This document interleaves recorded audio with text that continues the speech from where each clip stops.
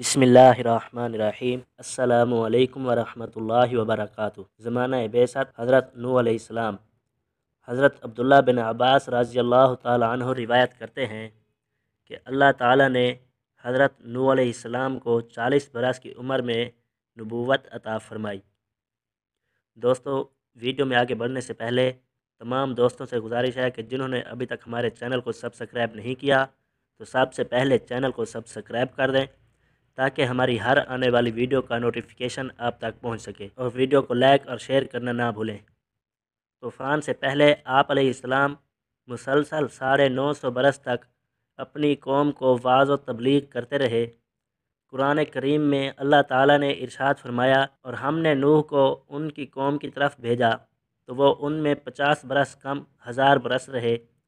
यूँ कुरानी तसरीह के मुताबिक उनकी उम्र 950 बरस से मुतजाविज़ हुई।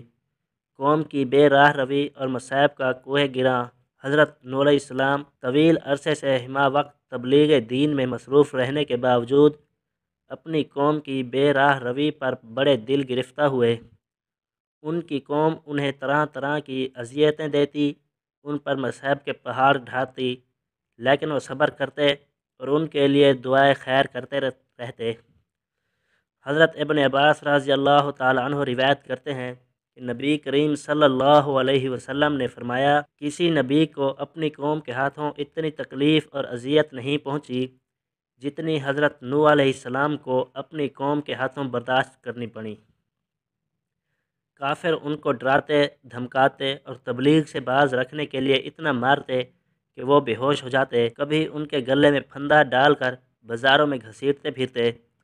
हज़रत इब्न अब्बास से एक और रिवायत मनकूल है कि उनकी कौम उन्हें इतना मारती कि वो गिर जाते तो उनको कंबल में लपेट कर किसी मकान या वीराने में डाल देते और समझते थे कि वो इंतकाल कर गए हैं, मगर फिर जब उनको होश आता तो दोबारा अपनी कौम को राह हक की तरफ बुलाने में मसरूफ़ हो जाते। वीडियो अच्छी लगी हो तो वीडियो को लाइक और शेयर कर दें और चैनल को सब्सक्राइब ज़रूर कर दें ताकि अगली आने वाली किस्त की नोटिफिकेशन आप तक पहुँच सके।